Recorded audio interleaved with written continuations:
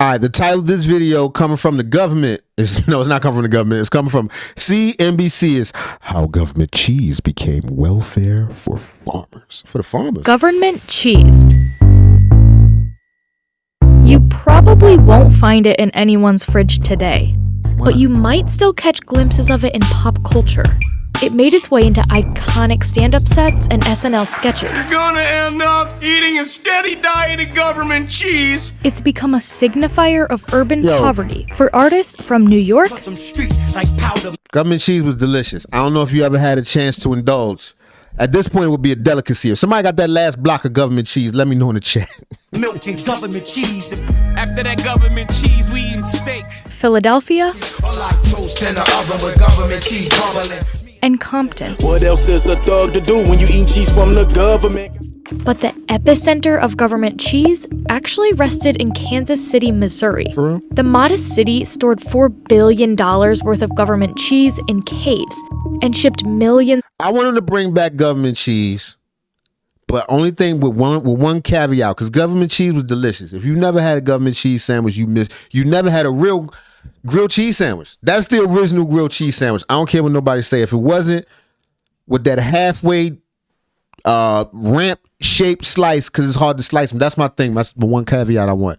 If we gonna bring back government cheese, please slice it this time. That's all I'm saying. I know they say beggars can't be choosers, but I'm sure y'all got something industrial or some, I don't know, some dental floss or something to run through them.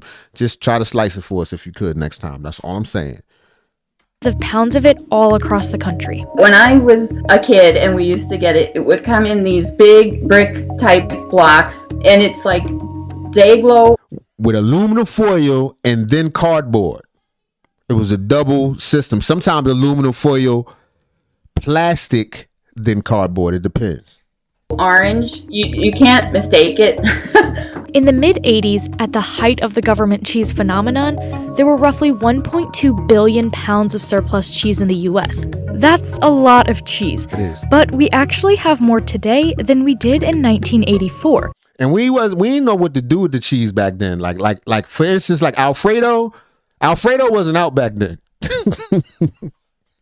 Not saying you could have Alfredo macaroni and cheese. I mean, with government cheese, but you could have. You know what I'm saying? We wasn't really doing cheese sauces. We was doing baked macaroni and cheese, and some people knew how to make a cream macaroni and cheese. That's pretty much it.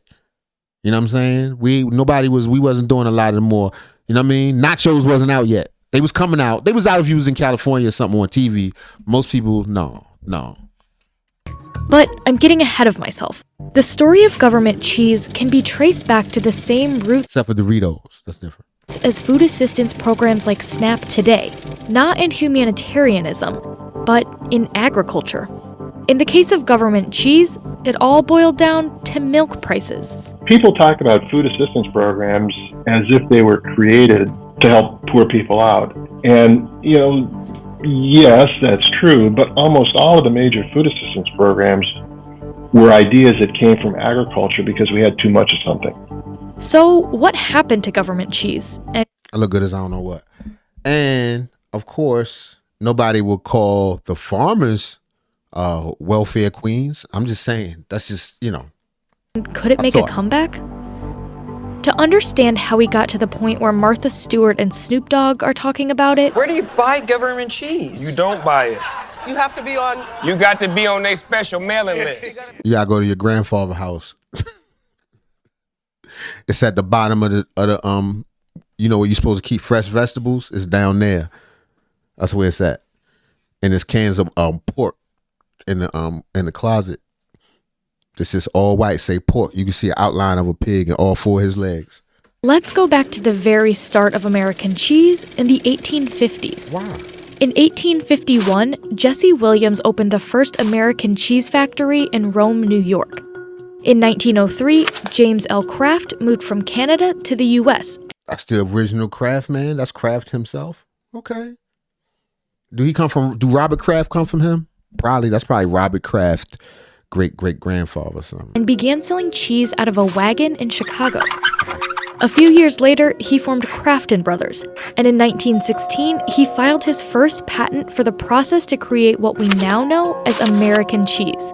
I have discovered that cheese of the cheddar genus may be He probably really had a slave make it. Nah. All right, maybe that's not funny to y'all, but there's always like some other story. It's another story behind Mr. Kraft. It was somebody else in the back. It was a black man tinkering in the back. prevented from disintegrating under the action of heat. And that cheese used up a lot of milk. Cue the dairy farmers.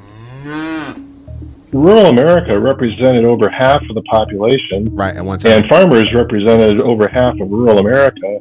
So there was a real sense that if you were helping out farmers, you were helping out just a whole lot of citizens. The heartland. The Great Depression rocked the milk market, and the government stepped in to help control prices. Why are you pouring out that milk? Was that a protest or something? Did it go bad? What happened? The USDA used a pricing index called the parity price formula.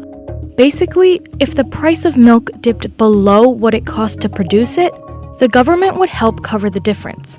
And that provided farmers with a peace of mind that their business wouldn't tank because of something like an economic depression or a war.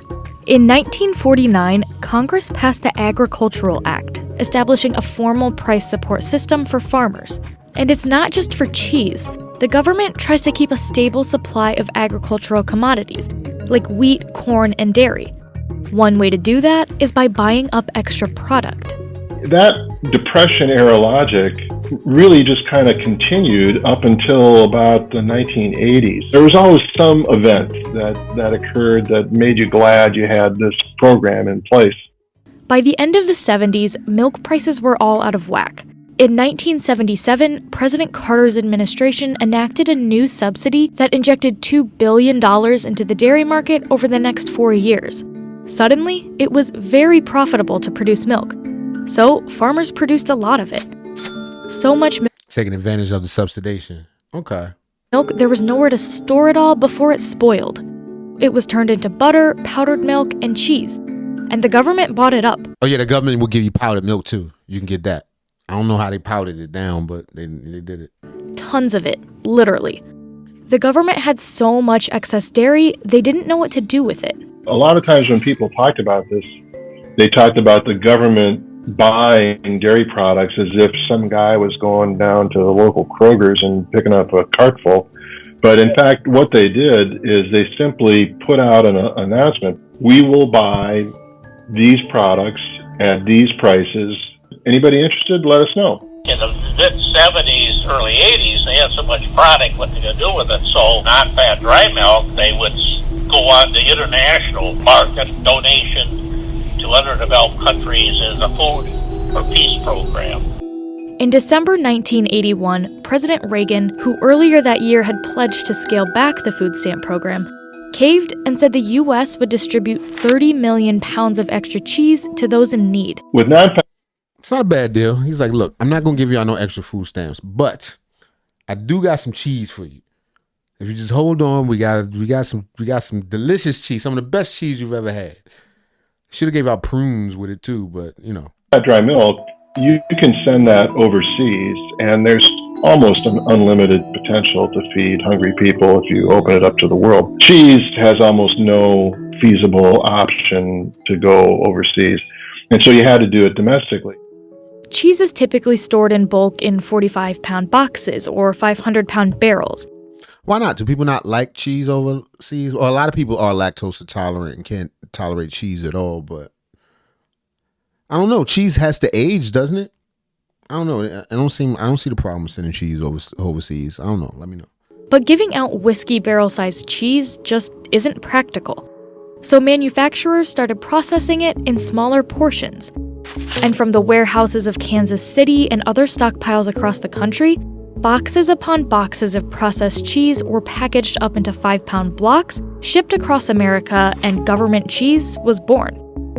By 1984, the U.S. was storing roughly 5 pounds of cheese for every American. It got to the point where so everybody had 5 pounds of cheese you could rely on, you could depend on, no matter what. agencies would be going to like senior citizen centers with baskets of 2-pound loaves of processed cheese and just handing them out. The temporary emergency food assistance program sent the cheese to food pantries, school lunch programs, and other organizations that could distribute the bricks of yellowy orange dairy Bring back that cheese, baby. substance. It has a distinctive taste, which people have described as like kind of a cheddar cheese whiz type of thing. Can they do that with bologna too? You know what I'm saying? And it seems like people either loved it or hated it.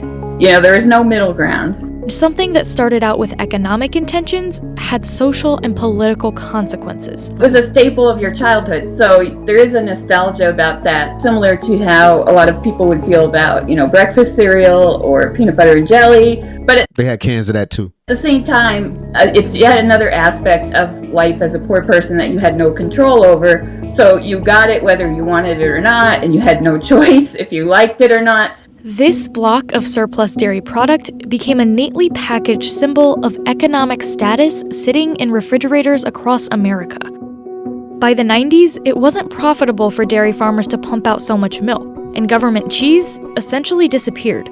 You might still catch a reference to it on menus like Wahlburgers, but today's American cheese probably isn't coming from Uncle Sam. All right, I don't care where it comes from. If y'all want to see the rest of this video, check it out on CNBC. It's called How Government Cheese Became Welfare for Farmers. All right, here we go. Back to our standard programs. All right, Jussie Smollett supposedly been lying about lying.